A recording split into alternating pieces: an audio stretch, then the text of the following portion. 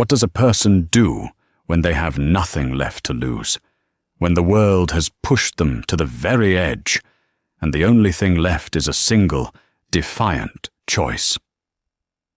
For Lana, that moment came in the freezing rain, with her own blood on her lips and a monster at her back. She was running for her life, but she was about to stumble into a secret war she never knew existed. She used her very last bit of strength to save a life, not knowing it would bind her to a king and ignite a destiny she never could have imagined. This is a story of karma, of brutal choices, and of the incredible power found in the moment of ultimate surrender. The rain wasn't just rain. It was a cold, silver-edged assault. It felt like tiny needles driving into Lana's skin, a constant, stinging reminder of her own failure. She ran, one hand clutching the torn sleeve of her thin, North Face jacket, the other pressed tight against her ribs. It hurt to breathe. It hurt to exist. Behind her, miles back now but still echoing in her head, was the slam of a heavy oak door, the sound of a voice, thick with rage and whiskey, screaming her name. Marcus. Marcus, who had been her charming savior when she'd first moved to the small, isolated town of Stone Creek. Marcus, the handsome, respected leader of the Community Watch, who had promised to protect her. And he had, in his own twisted way. He had protected her from everyone but himself. The Community Watch was a joke. Lana had seen the receipts. She'd found the ledger hidden in the hollowed-out base of his gun safe. It wasn't just flashlights and binoculars. It was silver, boxes of it. Custom-made ammunition, strange, serrated blades, and traps that looked medieval. He wasn't watching for burglars. He was hunting. Hunting what, she hadn't known, until she saw the maps of the Black Pine Reserve, the massive, federally protected wilderness that bordered their town, the wilderness the locals whispered about, the wilderness the town's charter forbade anyone from entering. Tonight, he had found her looking. The charm had vanished, replaced by the monster she always suspected was lurking beneath the surface. The back of his hand had caught her across the mouth, splitting her lip. The taste of her own blood, coppery and hot, had been the final straw. While he'd gone to the kitchen for another drink, she had bolted. She hadn't grabbed a coat, just the light rain jacket. She hadn't grabbed her phone or her wallet. She had just run. Now, her lungs were on fire. The freezing November storm had turned the forest path into a slick river of mud. She stumbled, her worn sneaker catching on a root, and pitched forward. She landed hard, the impact jarring a cry from her throat. Pain, sharp and electric, shot up from her ankle.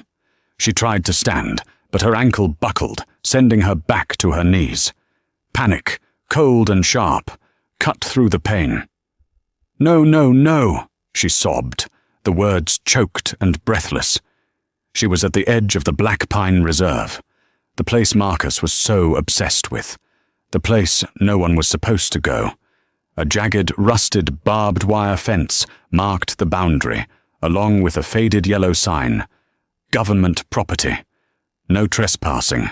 Extreme danger. She had a choice. Stay here, where Marcus and his watch would eventually find her, or cross the line. She looked back at the flickering lights of Stone Creek, barely visible through the torrential rain. There was no safety there. Only a different kind of monster. With a gasping sob, she crawled, dragging her injured leg. She found a gap where the fence had rusted through, wincing as a barb caught her jacket. She squeezed through the mud and wet leaves, collapsing on the other side. She was in the forbidden woods, and she was bleeding. She tried to drag herself further, using a thick branch as a crude crutch. Every step was agony. The forest was eerily known as the Whispering Woods, a dark, dense, and dangerous forest that no one dares to enter. Lana, a young woman from the nearby village, is desperate. She is fleeing a cruel, arranged marriage to a man known for his brutality. She would rather take her chances with the rumored beasts of the woods than be his wife. The woods were different. The moment she crossed the boundary, the air changed. It was heavier, quieter, save for the roar of the storm. The trees were ancient, their branches forming a dense canopy that blocked out even the sliver of moonlight. Lana felt a primal fear, a feeling of being watched. She pushed on for what felt like hours, fueled only by adrenaline and terror. Her ankle was a throbbing beacon of pain. Her split lip had long since stopped bleeding, but the cold was seeping into her bones. She knew, with a terrifying certainty, that if she stopped moving, she would die of exposure. Then she heard it. It wasn't the wind, and it wasn't the rain. It was a sound that didn't belong, a high-pitched, desperate whimper. Lana froze. Her heart hammered against her ribs. The legends of the woods. Wolves, beasts, things that hunted men. Was this a trap? The whimper came again, weaker this time, followed by a frantic, metallic clink. Curiosity, or perhaps a deep-seated compassion she couldn't extinguish, pulled her forward. She pushed through a curtain of wet pine boughs and stopped dead. Her breath hitched. There, in a small clearing, was a wolf. But it wasn't a monster. It was a cub, its fur a matted, soaking silver grey. It looked no bigger than a large house cat, and its front paw was caught. It was a trap, a steel-jaw bear trap, illegal and brutal, its teeth sunk deep into the cub's tiny leg. But what made Lana's blood run cold was the trap itself. She recognized it. The specific make, the dark, oiled steel. It was identical to the one stacked in Marcus's garage, but this one was different. Around the edges, gleaming even in the dim light, was a thin inlay of bright, untarnished silver. The cub whined again, its small body trembling violently. It wasn't just from pain, it was from the cold and the silver. The flesh around the trap was smoking, a faint, acrid smell, mixing with the scent of pine and rain. "Oh, gods," Lana whispered. She knew she should run. This was proof. This was what Marcus was hunting. But she looked at the cub, its dark eyes wide with terror, and she saw herself, trapped, bleeding, alone. "It's okay," she whispered, her voice shaking. She held her hands up. "I'm not going to hurt you." She limped closer. The cub tried to snarl, but it was a pathetic sound. Lana dropped to her knees in the mud, ignoring the screaming pain in her ankle. The trap was simple if you knew how. She'd watched Marcus set them. You needed leverage.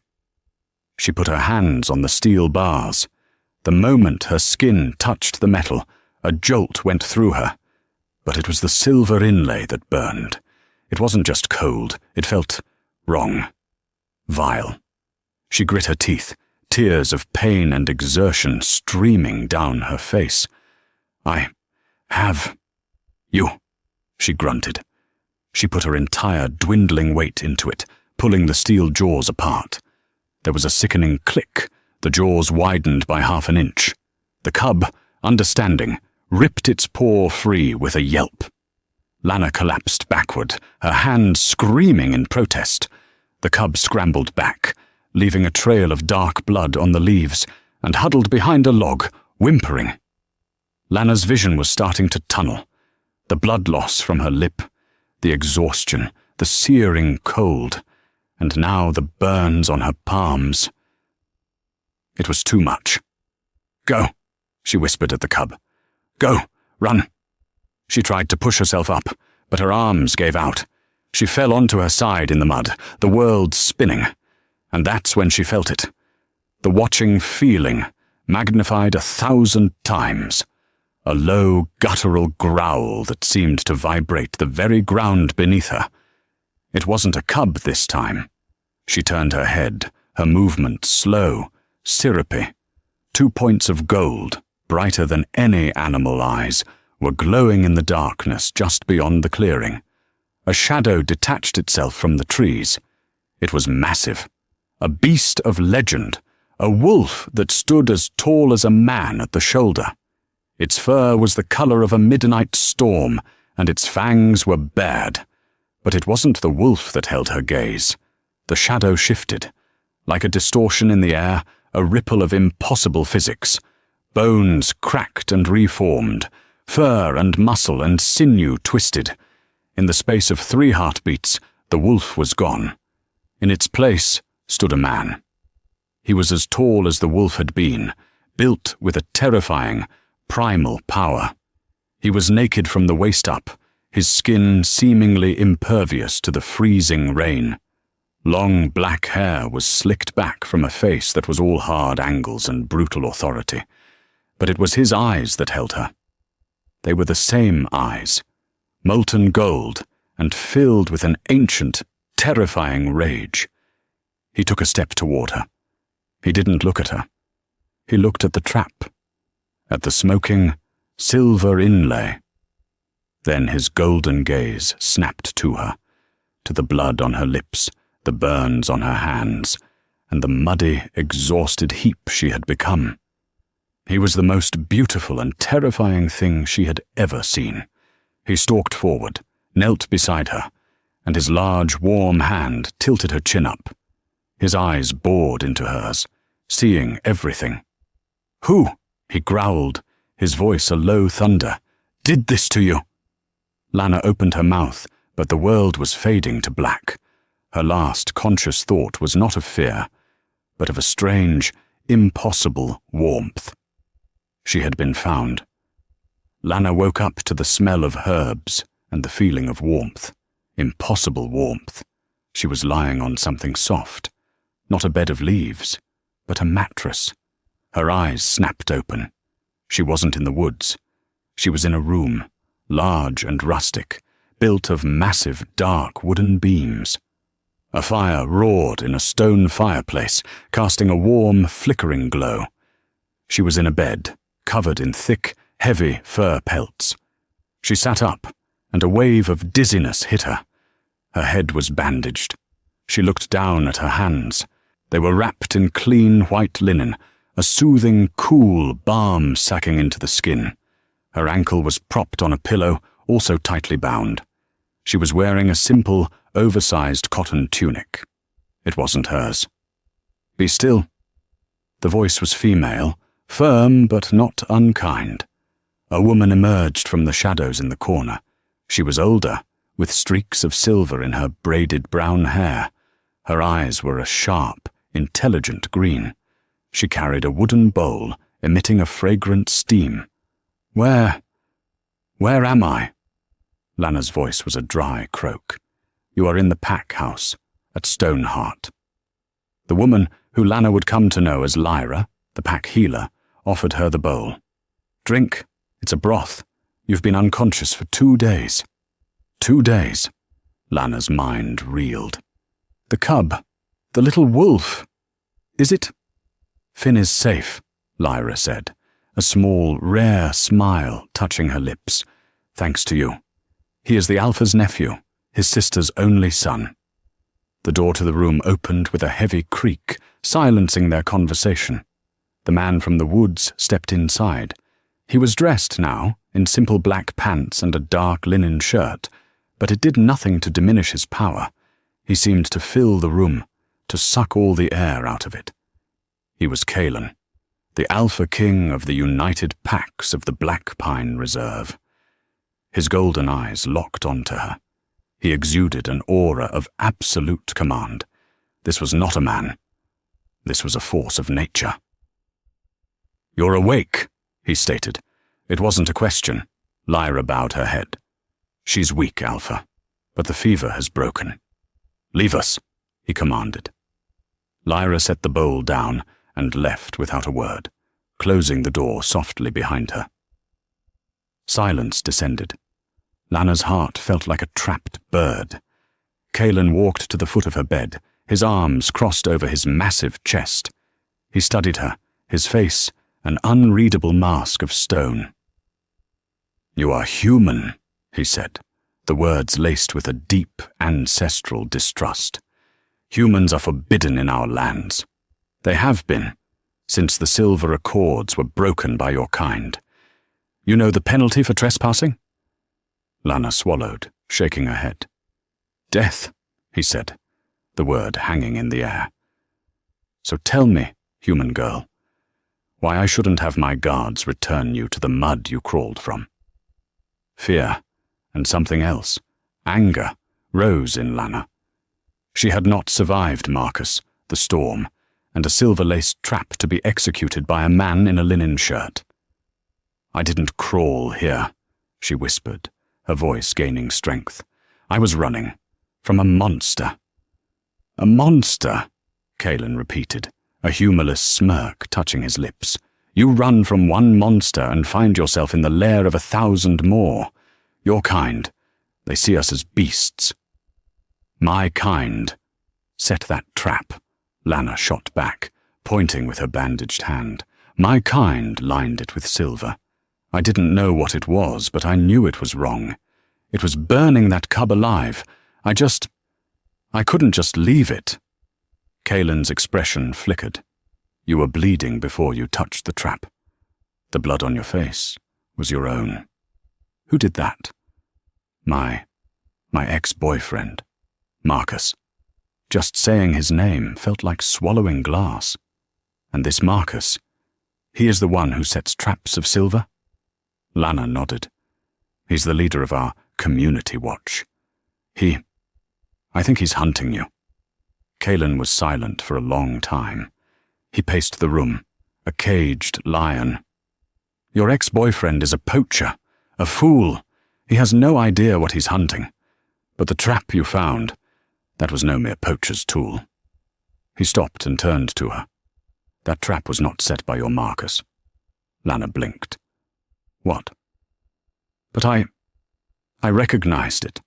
The model is human, yes," Kalen interrupted, his voice low and dangerous. "But the silver, the way it was set, it was not meant for a random cub. It was set on a patrol path, baited with wolfsbane. It was meant for an alpha. It was meant for me."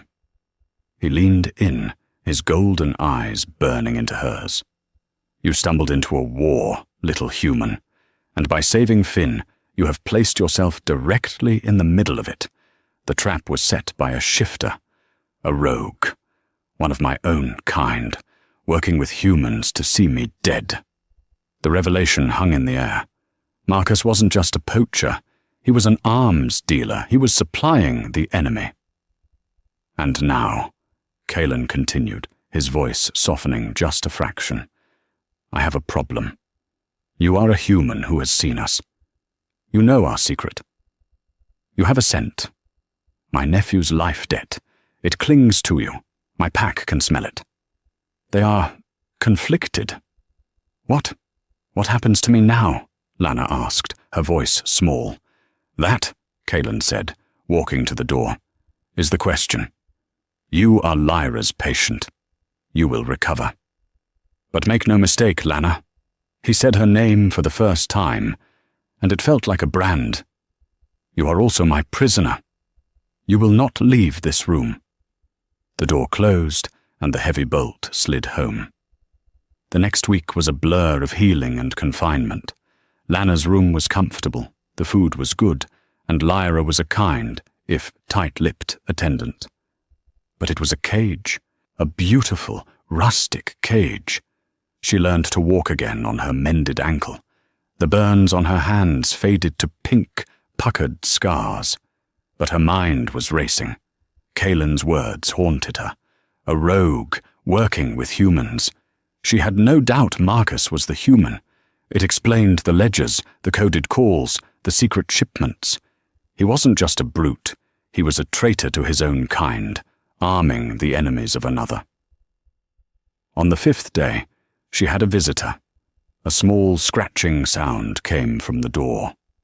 Not a knock. A scratch. Lana froze. The bolt slid back, but the door only opened a crack.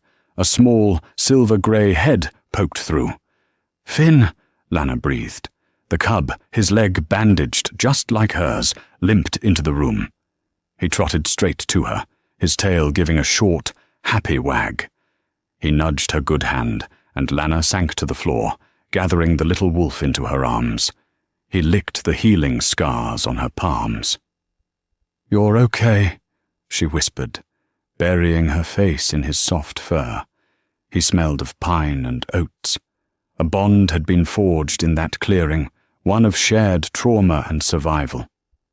He has refused to be separated from his littermates, until today. Lana looked up. Kaelin was leaning against the doorframe, his arms crossed. His face was unreadable, but his golden eyes were fixed on the sight of her and his nephew.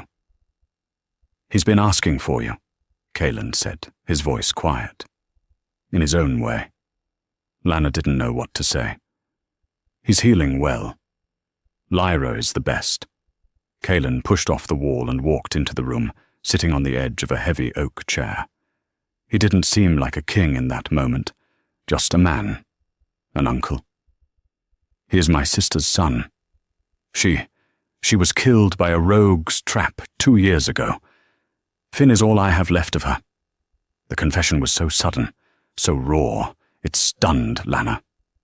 The weight of her action, saving Finn, suddenly felt 100 times heavier. "Kaelin," she started, "about the trap, about Marcus." "I have my scouts watching the town," he said, his expression hardening again. "They watch this Marcus. He's just as you described, arrogant, cruel. He runs his little watch like a warlord." "He has ledgers," Lana said, her voice urgent. "A book. It's hidden in his gun safe, in a false bottom. It has names, dates, amounts. He's not just a poacher. He's a supplier." Kaelin's eyes narrowed. This was new information. "A ledger, you're certain?" "I saw it. That's why I ran. He caught me with it." Kaelin stared at her, a long, assessing look. "You're a very good liar," he said, his voice flat. Lana's blood ran cold. "What?" "No, I'm telling you the truth." "Are you?" Kaelin stood, the predator returning. "You paint a very convincing picture. The battered woman, fleeing for her life, stumbling purely by chance upon my nephew, saving him from a trap, and happening to have exactly the intelligence I need to root out a traitor." "It's too perfect, Lana." He began to pace. "Or perhaps it's a different story.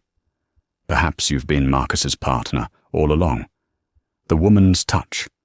But you got greedy. Or maybe he betrayed you. So you run, but not in fear. You run to me. You save the cub, a gesture of goodwill, an offering. You feed me your old partner, Marcus, on a silver platter, in exchange for... what? Sanctuary? Revenge?" Every word was a slap. "No, that's not true, isn't it?" He loomed over her. Finn growled, a tiny rumble in his chest, and Kaelin's eyes flickered to the cub in surprise. "How do I know," Kaelin snarled, "that you aren't the real traitor? The lure, the one sent to gain my trust, to get inside my home?" Lana was on her feet, her ankle screaming, her whole body shaking with rage. "You think I'm a spy? After what You think this," she gestured to her face, her hands, "is a lie? It's a very compelling performance." "It's not a performance," she screamed.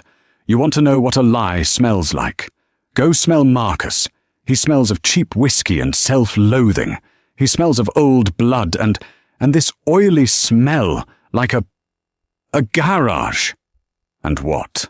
Kaelin whispered, his face inches from hers. "Do I smell like?" Lana stopped her.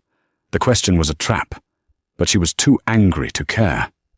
She inhaled, really smelled him for the first time. He didn't smell like a person. He smelled real. Like the forest after a storm. Like wet earth and ozone and pine and something else. Something warm and musky and Safe. You smell like the woods, she whispered, her anger vanishing, replaced by a strange, dizzying recognition. You smell like home. The word hung between them. Kalen recoiled as if she had struck him. His golden eyes widened, not with anger, but with a dawning, horrified shock. He looked at her, really looked at her, his gaze dropping to her throat, her chest, as if seeing her for the first time. He stumbled back, one hand coming up to his own chest. No, he breathed. It's not possible. What? Lana pleaded, frightened by his reaction. What's wrong? Your scent, he choked out. I couldn't smell it before. The blood, the medicine, Lyra's herbs, they covered it. He stared at her, and the raw power in his gaze was terrifying. It wasn't anger, it was hunger, it was desperation, it was possession. What is wrong? She cried. Kalen turned, his fist striking the wooden wall with a crack that shook the room. She's a human, he roared, not at Lana, but at the ceiling, at the sky, at the fates. He turned back to her, his eyes wild. The gold was swirling, brighter, his pupils dilating. What is wrong, he growled, is that the fates have a sick sense of humor. What is wrong, Lana, is that you, a human, a liar, a potential spy, are my mate. The word hung in the air, heavy and impossible. Mate.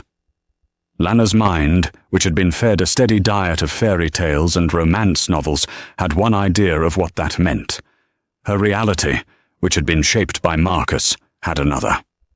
I am not your anything, she spat, her fear manifesting as venom. I am not your property. I am not a mate. I am a person. Kalen's expression, which had been one of shock and self-loathing, hardened. Do you think I chose this? He snarled. To be bound to a fragile, weak human? The insult hit its mark. Fragile. Weak? Lana advanced on him, her limp forgotten. I survived, Marcus. I survived the storm. I survived your silver traps. That's more than you can say. You overgrown dog. She hadn't realized she'd backed him against the wall until she was chest to chest with him, her finger jabbing his solid pectoral muscle. I don't care about your pack politics, or your fates, or your mate bond. I am not your prisoner, and I am not your mate. I am your only chance. Kalen was utterly still. No one had ever spoken to him this way. No one had ever dared. He could snap her neck before she drew her next breath. But he wasn't angry. He was stunned. And the bond, the cursed, traitorous bond, was singing in his veins, delighted by her fire. My chance? He whispered. To get Marcus, she said, her voice dropping, urgent. He's the key. You said it yourself. He's working with a rogue. But Marcus is vain, he's arrogant, and he's sloppy. He trusts no one, except for one person. You, Kalen breathed, the pieces clicking into place. No, Lana said, a bitter smile twisting her lips. Not me. He hated me. He trusted his beta, a man named Ronan. Kalen's blood turned to ice. Ronan. No, Lana said, confused by his reaction. Not your Ronan? Marcus's second in command. A short, stocky man with a scar on his chin. Always wears a brown leather jacket. Kalen's world tilted. My Ronan, he said, his voice a deadly calm, is tall, with black hair and no scars. He is my beta. He is the one who has been questioning your story. A new, terrifying suspicion dawned. Lana had never seen Kalen's beta. She had been confined. Kalen, she said, the trap. You said it was set by a rogue. Someone who knew your patrol paths. My beta, Kalen said, his voice flat. Ronan. He sets the patrol paths. They stared at each other, the same horrifying conclusion dawning. But if your Ronan is the traitor, Lana stammered. Then who? Who is the Ronan Marcus trusts? It's a lie, Cailan said, his mind racing. A code, a name. But Marcus is working with my Ronan. Your ex has been feeding my beta information about the town. Patrols, police schedules. And in return, Ronan has been feeding him. Feeding him what? Silver, Cailan said. Our ancestral silver, stolen from our vaults. And rogues. Discontented wolves who hate my rule, who want to reclaim the human towns. The plot was bigger and uglier than either of them had imagined. It wasn't just a rogue. It was Cailan's most trusted advisor, his brother in arms. Ronan. He wanted you dead, Lana whispered. The trap was for you, and if you died, Ronan would be Alpha Regent. And Marcus would be his human liaison, Cailan finished, controlling the town, supplying the silver. A human king and a wolf king, ruling their own little empires. Cailan's face was a mask of thunderous betrayal. The rage was so potent, Lana could feel it, a physical heat in the room. He was going to kill them. He was going to go now and tear them both apart. Cailan, wait! She grabbed his arm. His skin was burning hot. He turned, his eyes pure, molten gold, the beast just below the surface. Get your hand off me, human. No, she shouted, holding on. You can't. You can't just go down there and start a war. That's what they want. You're angry. You're not thinking. He betrayed me, Cailan roared, ripping his arm from her grasp. And he underestimated me, Lana roared back. You go down there, all rage and claws, and Ronan will play the victim. He'll say you've gone mad. He'll say you're attacking your own beta. He'll have the pack on his side. The logic, crisp and cold, cut through his rage. She was right. He was the king. He couldn't just be a beast. You need proof, Lana said, her voice softening. You need to catch them. Both of them. Together. Cailan took a deep, shuddering breath, the man warring with the wolf. The ledger, he said. Marcus's ledger. It's the only way, Lana said. It will have Ronan's name. It will have the silver shipments. It will be his undoing. But it's in his safe, in the town. We are forbidden. You are, Lana said. But I'm not. Not really. I'm just a girl from Stone Creek. A girl who escaped her wolf captors and is running back to the only man who can protect her. Cailan stared at her. You would go back to him? I'd be your spy, Lana said, her voice shaking, but her eyes firm. Your lure. The performance you thought I was giving.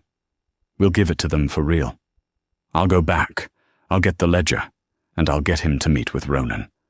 To sell me, or trade me, or whatever twisted deal they can make. And when they meet, we will be there. Cailan finished. He looked at her, truly looked at her. This fragile, weak human. She was offering to walk back into the den of the man who had nearly killed her. For him. For his pack. Why?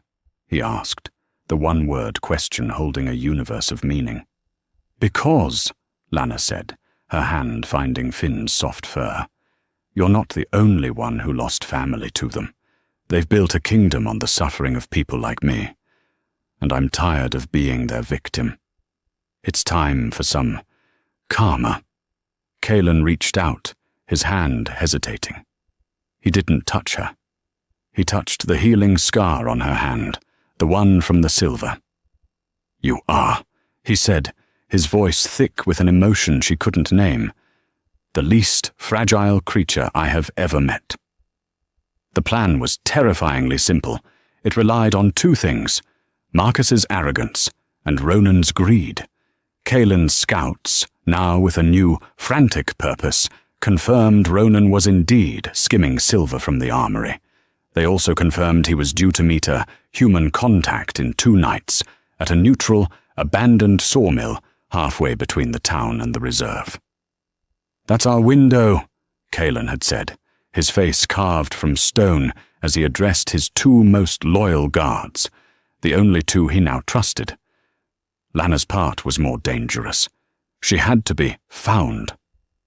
The next morning, she was discovered by a human police patrol on the edge of the highway, miles from the Black Pine Reserve. She was wearing her original torn clothes, which Lyra had painstakingly muddied. She had no ID, no phone, and a wild, fabricated story. She'd been kidnapped. They were animals, she'd sobbed to the skeptical town sheriff, a man firmly in Marcus's pocket. Huge, like a cult. They live in the woods. They took me. I just escaped. The story was designed to do one thing: get back to Marcus. It worked. Within an hour, Marcus himself was at the station.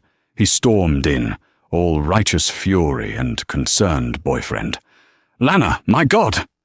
He wrapped her in his arms, his expensive Ralph Lauren cologne filling her lungs, making her want to vomit. She forced herself to tremble, to cling to him. "Marcus," she'd cried, "it was horrible. Take me home." The ride to his house, their house, was the longest of her life. He held her hand, his thumb rubbing circles on her skin, and she had to fight the urge to flinch. "Tell me everything, baby," he'd said, his voice a low, possessive purr. "What did you see?" And Lana had spun her tale. She told him about the cultists in the woods. She described a disorganized, savage group. "They're just animals, Marcus. They're afraid of the town. They're afraid of you." She made them sound weak, vulnerable. "And their leader," she'd added, playing her trump card. He tried to. He wanted me." Marcus's hand tightened on hers. Rage. She knew his triggers. "He what?" "He's obsessed," Lana whispered, tears rolling down her cheeks. "He let me escape. I know he did. He wants me to lead him to you. He wants to trade me." Marcus had gone silent, his jaw working. Lana could see the gears turning. He wasn't thinking of her safety. He was thinking of the opportunity. A cult leader from the woods, one who was obsessed with him. This was a threat, but it was also a prize. "It's okay, baby," he'd said, his voice dark. "You're safe now. I'm going to handle this. I'm going to handle him." That night, Lana was a prisoner again, but this time it was by choice. She pretended to sleep, her heart hammering, as she listened to Marcus on the phone in his office. "Our timeline's moving up," Marcus snapped into the receiver. "The asset is compromised. No, it's better. She's the lure now. The Alpha is arrogant. He wants her. He'll come for her. And when he does, we'll be ready. The sawmill, tomorrow night. Bring all the silver you have. We're not just taking the leader. We're wiping them out." He hung up. Lana squeezed her eyes shut, feigning sleep as he came into the bedroom. He stood over her for a long moment, watching her. Then he left, locking the bedroom door from the outside. She waited. 1 hour. 2. At 3:00 a.m., when the house was finally silent, she went to work. The lock on her door was a joke. Marcus's arrogance again. She'd picked it in seconds with a hairpin. She crept down to his office. The gun safe. It was new, top of the line, with a digital keypad. She had 6 numbers. His birthday? No, their anniversary. He'd forgotten it. Then she smiled. It was the same code he used for his Chevy truck's garage door. 808-13. Booby. He was a pathetic, predictable cliché. The safe clicked open. She found the false bottom, and there it was. The ledger. She didn't take it. That would be too obvious. She pulled out her own asset, a tiny, high-definition digital camera Lyra had given her. "From a hiker's GoPro we found," Lyra had explained. Blushing, Lana photographed every single page. Dates, names, amounts, and the damning entry, R Beta, 50 units, payment, patrol routes. She put the ledger back, replaced the panel, and locked the safe. She was back in bed, the camera hidden, when Marcus's alarm went off at 6:00 a.m. She had the proof. Now she just had to survive the night. The sawmill was a skeleton of rotting wood and rusted metal, silhouetted against a sliver of moon. It smelled of mildew and decay. Marcus had 3 of his watch members with him, all armed with rifles that Lana now knew were loaded with silver-tipped rounds. And her. She was the bait. "He'll come for you, baby," Marcus whispered, his hand on her waist, pulling her close. His breath was hot on her ear. "And when he shows his face, my men will do the rest." "What about your partner?" Lana asked, her voice trembling. "The one with the silver?" "He's handling the perimeter," Marcus said, his eyes scanning the darkness. "He'll make sure the Alpha's pack doesn't interfere. Tonight, we cut the head off the snake." Headlights appeared. A heavy-duty Dodge truck, not a Chevy, pulled up. A man got out. Tall black hair, no scars. Ronan, Kalen's beta. He strode over, his face a mask of contempt. He didn't even look at Lana. "You have the payment?" he asked Marcus. "In the truck," Marcus said. "You have the product?" Ronan sneered. "He's coming. The Alpha is predictable. He thinks the girl is his mate." He spat the word like a curse. "He's coming alone. He's blinded by her." "A mate?" Marcus laughed, a harsh, ugly sound. This thing? He can have her. After I'm done." And that's when Lana chose her moment. "He's not blinded," she said, her voice clear and strong. Both men turned to her. Marcus's smile faded. "What did you say?" "I said he's not blinded," Lana repeated, stepping away from Marcus. "But you are, by your own pathetic ego." "Lana, shut up," Marcus snapped. "You really think," Lana continued, her voice rising, "that I came back for you? You think you're the hero of this story, Marcus? You're not even a good villain. You're just a pathetic cliché. 800-813. Really? Booby?" Marcus's face went white. Ronan's hand went to the pistol on his hip. "She has the ledger," Marcus hissed at Ronan. "He knows about the ledger," Lana said, looking at Ronan. "He knows about the silver. He knows about you, Ronan. He's known for 2 days." Ronan's blood turned to ice. He looked at Marcus. You idiot! You let her play you." "She's lying," Marcus yelled, raising his rifle. "Am I?" Lana smiled. "Then why did Kalen give me this?" She raised her hand, and from her wrist, a small silver whistle, a silent dog whistle, fell into her palm. Except it wasn't silent. The sound she blew was low and mournful, and it carried. "You're dead!" Marcus screamed, leveling the rifle at her. He never fired. A black and grey streak hit him from the side. One of Kalen's loyal guards, in full wolf form, slammed into Marcus, sending the rifle flying. Marcus's men opened fire, but they weren't shooting at wolves. They were shooting at shadows. 2 more wolves, Kalen's honor guard, burst from the sawmill, taking down the other watch members with brutal, non-lethal efficiency. They were a blur of fur and muscle, disarming and disabling. Ronan, the traitor, didn't fight. He ran. He bolted for his truck, yanking the door open, and stopped. Kalen was sitting in the driver's seat. He hadn't come as a wolf, he'd come as the king. "Going somewhere, Ronan?" Kalen asked, his voice a soft, terrifying rumble. He stepped out of the truck, all 6'5" of him. Ronan paled. He drew his pistol, the one loaded with silver. I will kill you, Kalen. I'll tell the pack you've gone mad. That you mated a human." "You're right," Kalen said, walking slowly toward him. "She is human." Ronan fired. Kaelin's hand moved faster than a striking snake. He caught Ronan's wrist. The sound of bones snapping echoed in the clearing. The gun clattered to the ground. "She is human," Kaelin repeated, his voice dangerously calm as he held his former beta in an unbreakable grip. "And she is braver than any wolf I have ever known. She is more loyal than you. And she is everything to me." He hauled Ronan up. "You are stripped of your name. You are stripped of your rank. You are exiled. You will tell the Pax what you have done. You will live as a rogue, bearing the mark of the traitor. That is my judgment." He threw Ronan to the ground.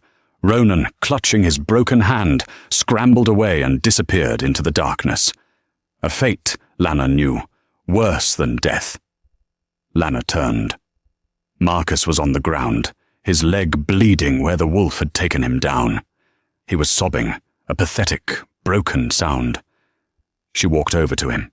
He looked up at her, his face a mask of terror and disbelief. "Lana, baby, please, Lana knelt beside him. She looked at the man who had haunted her nightmares, the monster under the bed. He was just a man, a weak, pathetic man. "You're right, Marcus," she said, her voice soft. "It is karma. You underestimated me. You thought I was your property. You were wrong." She stood up. "He's all yours, Kaelin, but he's not for you. He's for my justice." She looked at the human police cars, their sirens now wailing in the distance, responding to an anonymous tip about an illegal arms deal. The underestimated girl had brought down a kingmaker. It took 3 months for the human world to heal, and for the Pack world to settle. 3 months of rebuilding, not just trust, but the very foundations of their 2 separate worlds. Lana found herself in the Pack House's vast, ancient library, a room that had been untended for a generation. She had made it her own, organizing the old leather-bound journals and histories. She was poring over a faded map of the Black Pine Reserve when Lyra, the healer, entered, not with a poultice, but with a folded copy of the Stone Creek Gazette. "I thought you might want to see this," Lyra said, her eyes crinkling at the corners. Lana unfolded it. The headline in bold black print screamed, "Local corruption ring dismantled. Hero. Tycoon Marcus Reynolds jailed." She scanned the article, her heart beating a steady, calm rhythm. The photos from her digital camera had been received by the State Bureau of Investigation. The anonymous tip had led them to a web of corruption so deep it had required a state-level task force. Marcus, facing a mountain of evidence, including the damning ledger, had confessed in a plea deal. He was gone, for decades. The sheriff, the 2 councilmen, and the rest of the watch were all implicated, their smug faces now staring out from grainy mug shots.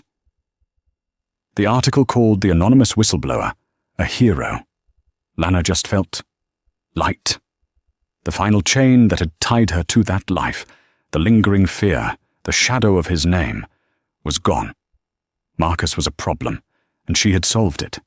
It was, she thought with a small, grim smile, the most satisfying form of karma. "It is done," Lyra said softly. "It is," Lana agreed, folding the paper and setting it aside. She had no desire to keep it. The nightmares of Marcus's face, of his whiskey-laden breath, had finally, truly, begun to fade. Her new life, however, was anything but simple. Her place within the Pack was a subject of quiet, intense debate. She was not a prisoner. That much was clear. But she was not Wolf, and she was, undeniable to any shifter who came near her, the mate of the Alpha King. That afternoon, she saw just how complicated her new role was. Kaelin had called a full Pack council. The issue, the new, human-elected mayor of Stone Creek, had sent a formal request to the caretakers of the Black Pine Reserve, a title Kaelin had established through an anonymous trust to discuss trade relations. "It's a trap," growled Garrick, one of Kaelin's oldest and most traditional advisors. "Humans are not to be trusted. We keep the boundary. Ronan's treachery proved what happens when we mingle with their kind. They offer trade, but they will bring silver and bullets." The council was divided. The younger wolves, who had seen the Chevy trucks and tasted the Dr. Pepper from Lana's own salvaged supplies, were curious.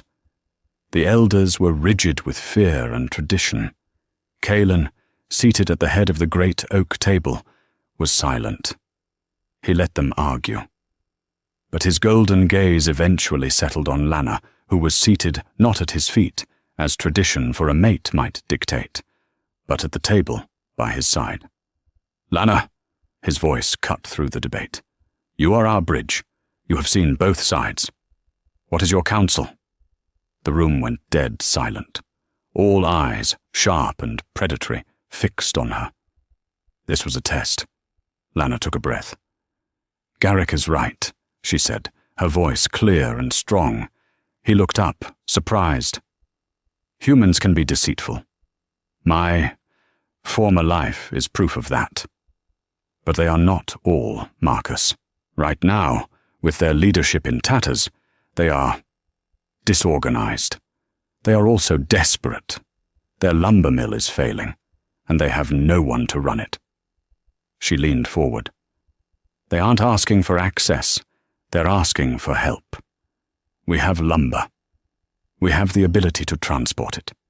They, in turn, have access to modern medicine, to parts for the generators, to coffee. A human in our lands," Garrick scoffed. "No," Lana said firmly. "A neutral drop point. At the old sawmill, we leave the lumber, they leave the supplies. No contact. Probationary. We build trust slowly. Or," she added, "we prove it can't be done, and we sever ties for good. But to refuse to even talk, that is the weakness of a pack that is afraid. And we are not afraid." Garrick sneered. "She thinks like a human. She thinks like a leader." Kaelin's voice was iron, silencing the room. "Her counsel is sound. We will try it her way." That evening, Lana found Kaelin on the great balcony, the same one where she'd been held captive. Now she came here by choice, for the view. He was staring out at the valley, at the distant, flickering lights of Stone Creek. He was holding a small, exquisitely carved piece of dark wood. "The council meeting was intense," she said, coming to stand beside him. "Thank you for supporting me." "I didn't support you, Lana," he said, turning to her. "I agreed with you. There is a difference." He looked at her, his golden eyes filled with a raw intensity. "You are not just a part of my life. You are reshaping it. You are reshaping my pack." She was still. "Is that what you want, Kaelin?" He let out a breath, a sound almost like a pained growl. "What I want," he said, his voice thick, "is in a constant battle with what I fear." She was stunned. "What do you have to fear? You are the Alpha King. You command 1,000 wolves. You can't be afraid." "I am," he said, his vulnerability a physical blow. "I was never afraid of rogues or hunters or rival packs. But you," he looked at her, and his gaze was heartbreakingly open. "I fear you'll leave. I fear you'll wake up one day and realize this world is too brutal, too savage, and that I am too brutal. I fear you see me as just a captor, a title you are forced to wear. The Alpha's mate." His fear mirrored her own. I'm afraid of that too," she admitted, her voice a whisper.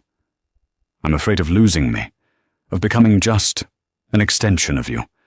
I'm not a wolf, Kaelin. I can't. I don't want to just be a title. I know." He stepped closer. "When I first saw you, bleeding in the mud, I saw a weak, fragile human. I was a fool.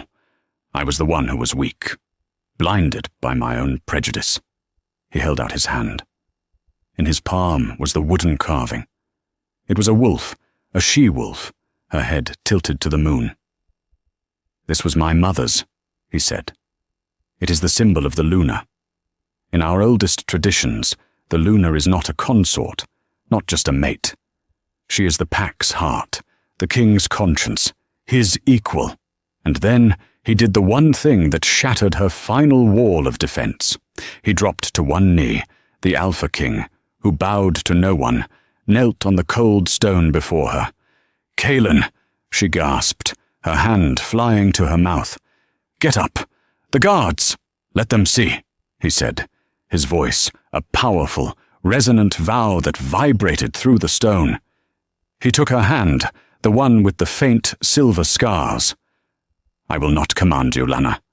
I will not own you. I will choose you every single day for the rest of my life. I vow to be your partner, not your master. Your shield, not your cage. I will protect you, listen to you, and honor you.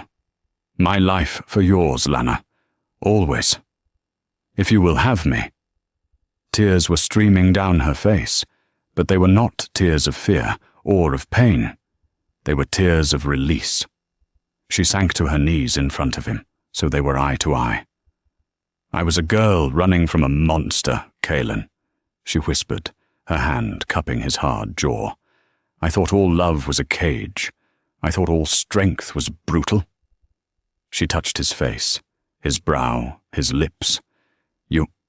You showed me that true strength is a king who will kneel. You showed me that love can be a sanctuary.'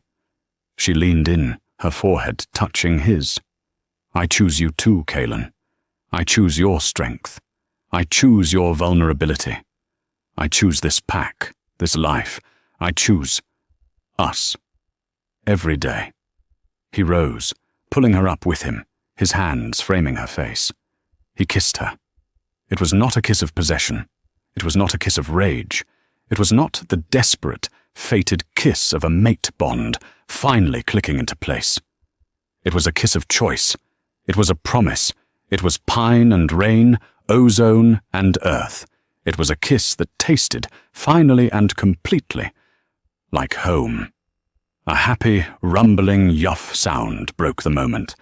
A nearly grown silver-grey wolf trotted onto the balcony, his tail wagging. Finn, no longer a cub, nudged their joined hands.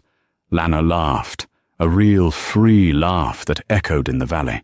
She bent to scratch his ears, Kaelin's arm a solid, warm and chosen presence around her waist. She was not the girl who had run. She was the woman who had stayed. She was Lana, the pack's heart. And she was, in every way that mattered, the queen.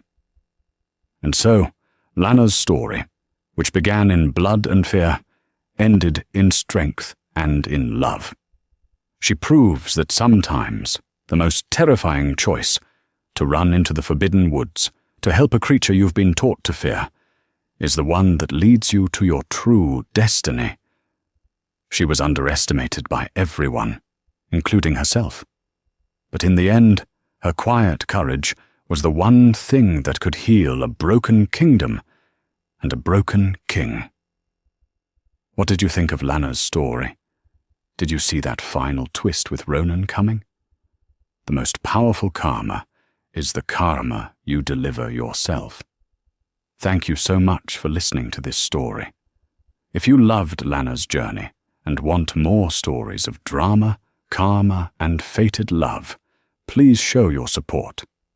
Like this video, share it with someone who loves a good story, and most importantly, subscribe to the channel and hit that notifications bell.